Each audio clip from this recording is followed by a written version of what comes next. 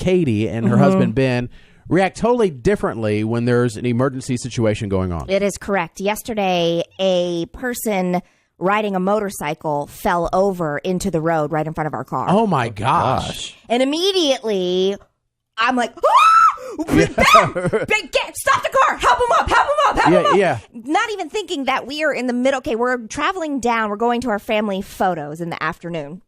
And we're on Friendly Avenue. And you know the part of Friendly Avenue going to 840, whatever that is, it's like you're going past. Is that way past like Western Guilford? Yes.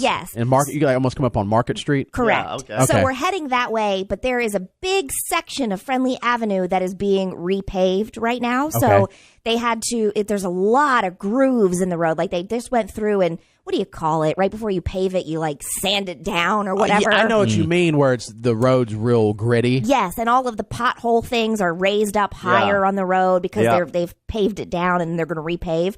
So the whole road is just, a Friendly Avenue is just bumpy and groovy, and it's just, you have to go very slowly because things could fly up at any moment, and you hit a pothole or go into a groove. Well, we were sitting at the light of I think it was like Jefferson, right at that area, Jefferson and Friendly Avenue. We're sitting there at the red light on our way to family pictures, and the traffic starts going across the lane right in front of us.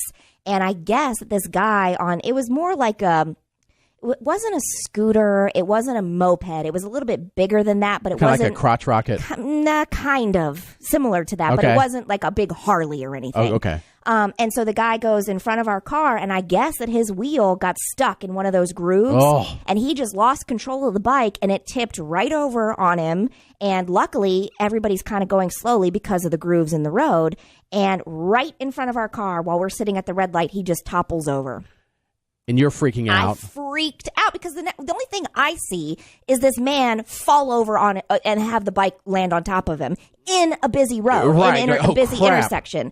And so since we're sitting there, I immediately freak out, and my husband remains calm. He remembers that we have our 2 children in the back of our minivan and that we're in the middle of the intersection, so he knows. Were you at the light? Stopped at the light? We were stopped at the light, yeah. But he was turning like left onto Friendly? Well, he was turning left onto Friendly, yeah. The motorcycle guy. And so my husband, I'm like, Ben, get out and help him. Get out and help him. Like, get the bike off of him.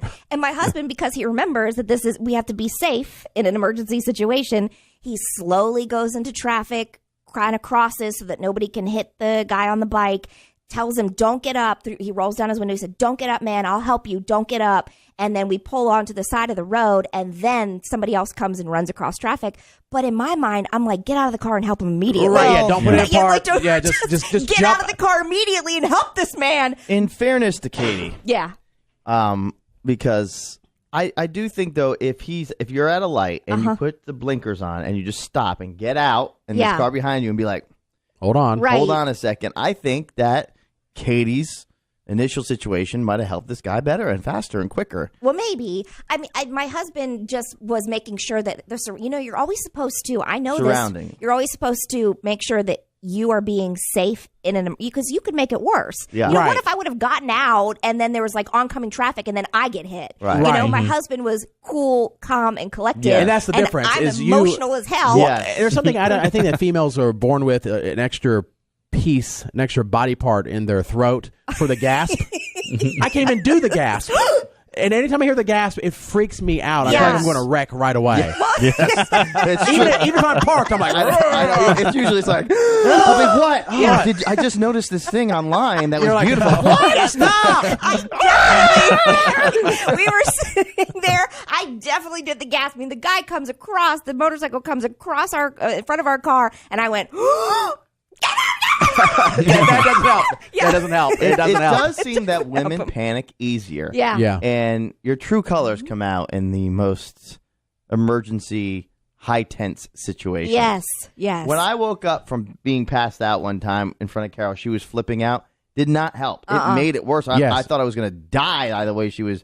You know what I'm saying? But if she was cool, calm, and collected, no offense, Carol. If she was cool, calm, and collected, and I got up, it would make me feel better and calm, because sometimes the panic could trigger you back in, I think. I don't know. Yeah, maybe I can so. see that. And I noticed one thing about me: when something like crazy happens, my initial response is no response. It's a freeze. Oh, really? Like, I don't even realize I'm doing it. Like, let's say your kids are playing and then they like slam heads together like on the soccer field. I'm like, and I just freeze. I don't make really any noise. I'm like, oh. And then I go into action. Oh, yeah. But it's like this initial you're trying to process. And did that just happen? What should I do? Okay. I probably should start moving, but I actually freeze up. That's not a good thing. Yeah, my initial reaction is just to Freak out. get there. Yeah, Get there, do whatever. I mean, in my mind, I'm thinking this motorcycle is in the middle of a very busy intersection. Now, all of a sudden, he was upright and now he's on the ground. There's a scary bike on top of him. It was scary. No, it's very scary. Well, Very apparently scary. the guy on the motorcycle is on the phone. Get out. Is your name Davis? Yes, sir. Hey, good morning. Davis, are you okay? Yes, ma'am. Just a little scraped up, but other than that, I'm great. Oh, What happened? Well, I think it was a patch of just kind of dust, fine particles in the intersection, and my tire slid on that.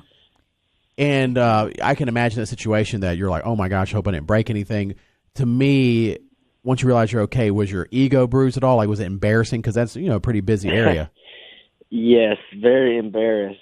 'Cause I know everybody saw, but I was able to bounce back up and head back to work. Everything was okay. Oh, good. Not only embarrassed from that, but it's been announced on the radio all morning. I'm sorry about that. She was genuinely concerned. I'm so glad that you're okay. When we drove away, my husband said, "Man, I think he's going to be really sore." Because you said at the time that you were like, "No, it's just my elbow. Your hand seemed a little scraped up." But my husband said, "Yeah, I think he's going to be really sore because that bike, I'm sure, is heavy, right? Yeah. And it fell right on you." Yes. And I appreciate y'all stopping. I'm just grateful that the bike's not messed up, nothing's broken, so I give God the thanks for that. Good deal, I Davis. agree, Davis. I'm glad you're all right. Thanks for calling. Yes, of course. All right, thank you. Man, you just never know. No, you don't. And he's going back to work. He like falls and then Yeah, how do you explain like, that? I'm sorry, I'm late. I fell in the middle of the intersection and my bike was crushing me. But I'm back in time. Hope I'm not in trouble. Right. Yeah.